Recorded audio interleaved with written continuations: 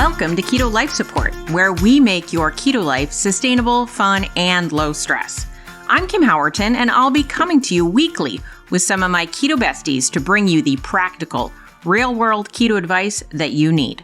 Quick disclaimer, I am not a doctor, and even if we do have a doctor in the house from time to time, he or she is not your doctor, and nothing we say on this show should be taken as medical advice. Always check in with a trusted medical professional about your own personal medical concerns. Hello and welcome to Keto Life Support. This is episode number 111, and this is Kim Howerton. And today we're going to talk about overwhelm.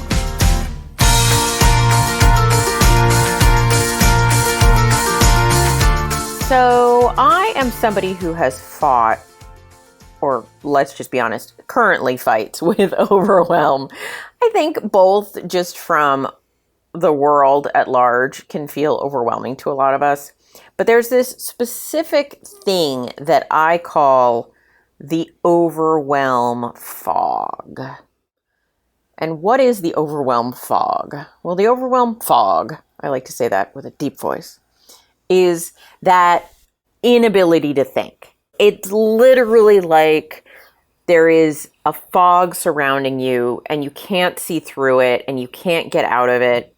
And every time you look at a certain thing that overwhelms you, you feel fogged. Is this ringing a bell to you? If you're listening, I'm thinking it might ring a bell to some of you. And this can happen to me whenever I'm learning something new that I find very challenging, right? So I'm trying to understand a concept and my brain just keeps saying, this is so confusing. Stop, right? My inner valley girl is like, no. And I get fogged. I'm like, no, it's too much. Too much. I don't wanna. When I was growing up, my mom taught me, I don't know that this is a teaching that I would suggest teaching other people. It is what it is. She would always say, don't learn how to do something if you don't want to keep doing it, which I mean is it's some practical advice, but ultimately I decided it was not the way that I wanted to go about the world. But I feel like there's a little piece of that some part of my brain is like, we don't want to do this, so we're opting out. But instead of just being honest and saying no, we're just going to make you feel dumb, right? Like, oh, it's so confusing. And that is the overwhelm fog, I would say. Or it might not be confusing, right? It might just be like too much. This voice that's constantly like, no, I've got too much. There's too much. It's too much. I can't even look at that. You might have this thing that's like, I need to clean this room or clean out this drawer or reorganize this area. And you're like, oh yeah, I'll keep it. It's like, it's the procrastination, overwhelm procrastination. And so all these things sort of just stay spinning around you. It's like your pig pen, right? You know, from the Peanuts, where like there's just this spinning mess around you. It's this feeling of being overwhelmed. And one thing that I want to point out to people, so I'm just going to use this episode to point some things out.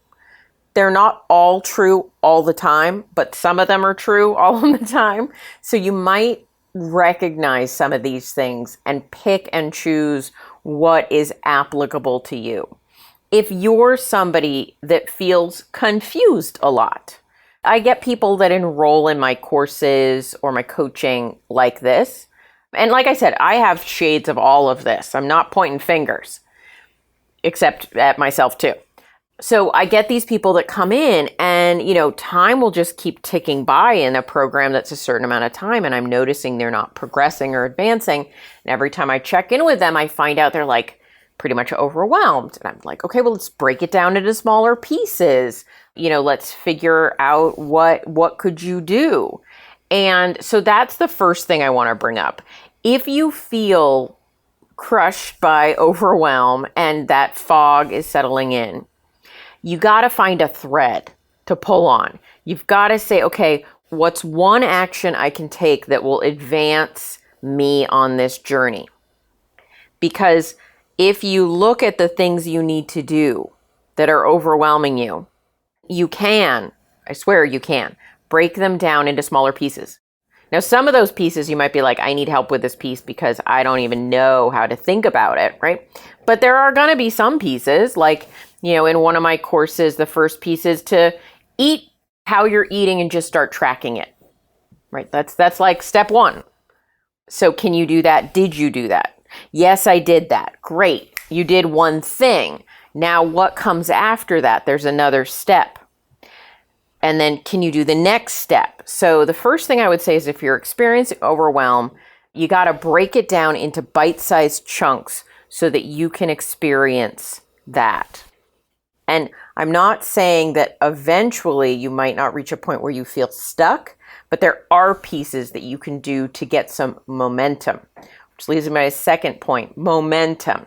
When you're overwhelmed, momentum is your friend and lack of momentum is your enemy, because what you're sitting in right now, when you're sitting in that overwhelm, is not momentum. Is that being stuck, right? Entropy. If you're in motion, you'll stay in motion. If you're not in motion, you'll stay out of motion. So you want to get into motion.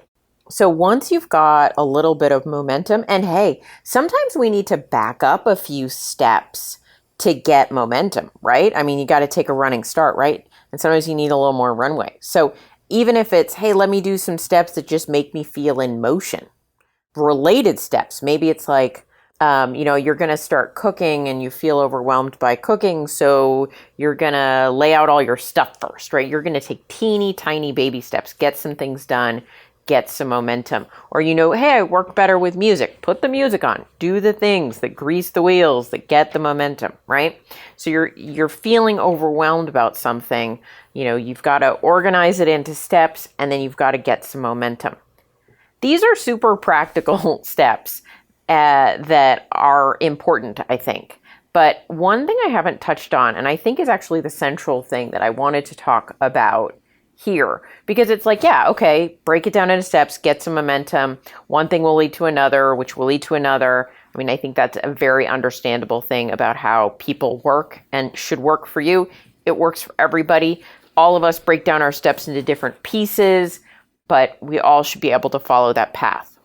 What I actually want to talk about is something a little deeper beyond that, which is that I have a belief from myself and from working with other people that a lot of times overwhelm is actually resistance in disguise. What is resistance? What do I mean when I say that? It's an inner unvoiced no, right? It's that thing inside of you that's like, I don't want to do this. But for whatever reason, you feel like you can't say it, or you aren't even connected to it in a way. So maybe you don't even know it's there. So maybe there's part of you that doesn't want to do the thing that somebody is telling you or asking you or suggesting that you do. And rather than connecting to the feeling that you're a no about it, gosh, I talk about no a lot recently, don't I? Anyway, the connecting to the fact that you're a no about it, your brain throws up like a smoke screen, that fog, where you're like, oh, they said to pick up the dog at the where? And and you suddenly have this awareness that you're feeling super confused. And maybe there's also an awareness that you're totally confused why you're confused, because this shouldn't be that complicated, but you feel overwhelmed and confused. That, my friends, is often resistance, is often that you haven't actually connected to the reality that you are not aligned with what you're trying to do or being asked to do. That maybe you think that you should do something, but you underneath don't really want to. And so last week's episode, I think it was last week, it might have been a week before, a very recent episode, I talked about normalizing not, right? Getting really clear when you're a no so that you can be really clear that you're a yes. And if you're not a yes and you're a no, then not trying to pretend you're a yes. And this is related, but this isn't even being a no. This is literally being so disconnected from your no on something that you feel just baffled, confused, overwhelmed. And I just want to point out that this is something that happens a lot. So if you've noticed that this happens to you, you're like, I said I would do this thing. I started doing the thing. I felt totally overwhelmed, put the thing aside, felt totally overwhelmed, didn't know how to do it, felt totally confused, felt really dumb. All those things that come up when you feel overwhelmed. What you should do is take a moment to really evaluate if you're on board with this project, whatever that project is. And not just are you on board with the end result, but how you've decided to go about it or how you've been told to go about it, and get really clear. Because if you're not on board, if you're not in agreement, if you're not a heck yeah, then you might continue to feel this level of overwhelm and then never make any progress. And then instead of feeling like, oh, I didn't want to do that, you actually start to beat yourself up. Like, oh, I'm so disorganized. I can't get anything done. What's wrong with me? And you end up feeling really crappy about yourself in a way that there's really no reason to feel, or maybe, other than you want to. So I just want to pull the curtain aside on this and say, if you feel this way, if you've been feeling overwhelmed, take a moment and really break it down. What do I have to do? Why am I overwhelmed? And am I on board with everything I'm being asked to do? If you're on board with everything you're being asked to do and it's not that, you're like, no, not that, then it's really about creating systems. But before you can really go through and create that systems, you have to say, am I fogging myself because I'm a closet no? Or am I just actually literally confused? And if you get to that point when you're like, no, this is just really friggin' confusing. It's a complicated thing I'm trying to do here. Get help. Get help. I promise if you talk it through with somebody who's not in the middle of it, it's much simpler for them. It's not because they're smarter, it's because they're not in the middle of it like you are. So that is my best advice for when you feel overwhelmed. Is it a logistical problem? Is it a planning problem? Is it a desire problem? And do you need help? Go through that with yourself, and I promise you things will get easier and stuff will get done in a way that it's not when you're sitting in the overwhelm. All right, guys, talk to you soon. Thank you so much for joining us for this episode of Keto Life Support. Want more information? Want show notes? Want to suggest a topic? Just head over to ketolifesupport.com. That's where all that kind of thing can go on. By the way, I have a request. If you could go to your podcast host and hit subscribe, we would really, really appreciate it. And what would be even more awesome is if you could write a review. And what would be even more awesome than that is if you could write like a really flattering review. Just asking, you do you. All right. So thanks so much for joining us. I'm thrilled that you're part of the Keto fam. Talk to you soon. Bye-bye.